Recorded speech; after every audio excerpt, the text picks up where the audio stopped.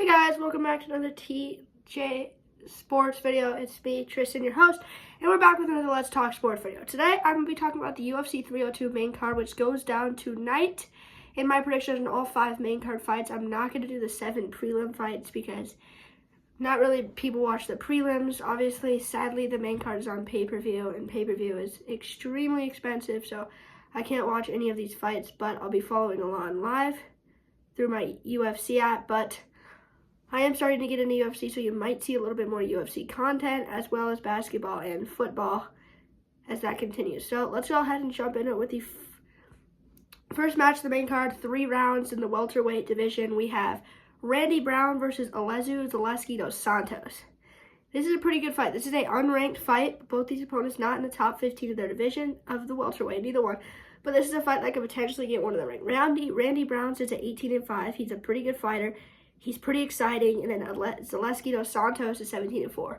Both are boxers, but both have very good jiu-jitsu, both have good kicking, kickboxing, obviously the grappling, and whoever can get to the ground once this fight gets down to the ground, the one on top is probably going to come out victorious, which is why my prediction is going to be this is going to go to a decision. I think this will be one of the closest fights of the evening, and I have Zaleski dos Santos picking it up by decision, unanimous decision. I think he will win it. I think he'll win 2-1 and through the 3 rounds. I think this will be a unanimous decision for Zaleski dos Santos. Next up, the second match of the main card, we have 3 rounds in the welterweight division. It's Nico Price versus Alex Morono, and this is a pretty poor fight.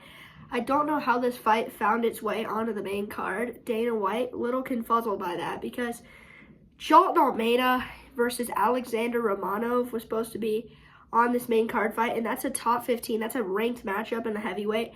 That's number 7 Jolton Almeida, who's 20-3, facing number 13 Alexander Romanov, who is, I think, 17-2.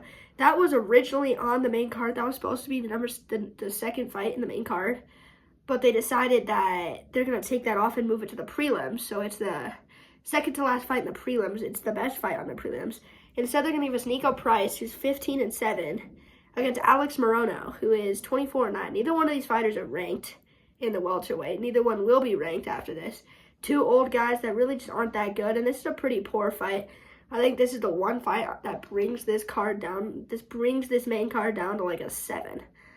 I think it would be an 8 if this main card would be an 8 if Jolton Almeida was still fighting Romanov on the main card. Instead, they moved that to the prelims.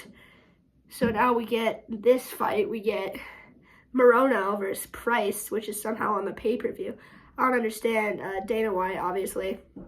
Interesting decision there, but that is the thought of, I guess, what's going on between them two. But anyway, the third match in the final 3 rounds in the middleweight division, we have Kevin Holland, the number 15th ranked fighter in the middleweight at 25-11, coming off a loss to Michael Page at UFC 290. He lost at a fight night. He lost at the fight night in February, but he's back and he's going to fight Michał Oleksiejczuk from Poland. Michał Oleksiejczuk. And Oleksiejczuk, I forget his record, but he's a very good fighter. He is somebody that is on the cusp of being ranked. If Oleksiejczuk can win this fight against Kevin Holland, and that could bolster him into the rankings because Kevin Holland is ranked 15th in the middleweight division out of 15. Obviously, 15 fighters are ranked. And I believe the loser of this is not ranked. The winner is ranked at around 13 or 14. Depends what happens in the co-main event. But obviously, this is a pretty good fight. Again, this is a fight I think that is going to be fun. And this is probably one of the better. Yeah, this is a pretty good fight. This is a main card fight for sure. Kevin Holland versus Michał Oleksiejczuk. And now we go to the 2 bangers. The co-main event, 5 rounds in the middleweight division. It's number 1 contender in the middleweight division, number 1 ranked, Sean Strickland versus number 7 ranked Paulo Costa. Obviously, I want to tell you, this is not a title fight. Being number 1 does not mean you're champion. It goes champion, which is currently Dricus du Plessis, and then number 1, Sean Strickland through number 15. Sean Strickland, number 1 contender versus number 7 contender Paulo Costa. Paulo Costa most recently fought at UFC 298 where he lost by decision to Robert Whittaker.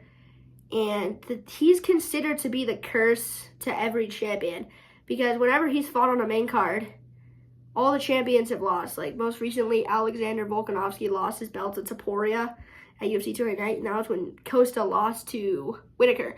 Paulo Costa's 1-3 in his last 4 fights, and he's really just still not exactly being that good of a fighter. He's really just not doing it right now, which is why I believe Strickland gets the round 4 knockout of Paulo Costa. And lastly, before I say this, I just wanted to let you know I have Nico Price beating Alex Morono by submission in round 3, and I have Kevin Holland losing. I have Michal Olazukic beating Kevin Holland by split decision. And now we move to the main event for the lightweight, undisputed lightweight championship of the world. Islam Makhachev versus Dustin Poirier. Islam, in his third title defense, is currently the #1 pound-for-pound fighter in the UFC and the champion. Poirier ranks the #4 contender. He's a 30-8 record. He's a phenomenal fighter, but he's never been undisputed in the lightweight division. He's trying to do it. This is his last chance. He could retire. Even with a win, I don't think he'll fight anymore. He's coming off a knockout of Benoit Saint Denis at UFC 299. And we have Makhachev, who is coming off a UFC 294 knockout of Volkanovski, his last title defense, which is where I believe Islam at 25-1. I think this fight is going to be fun,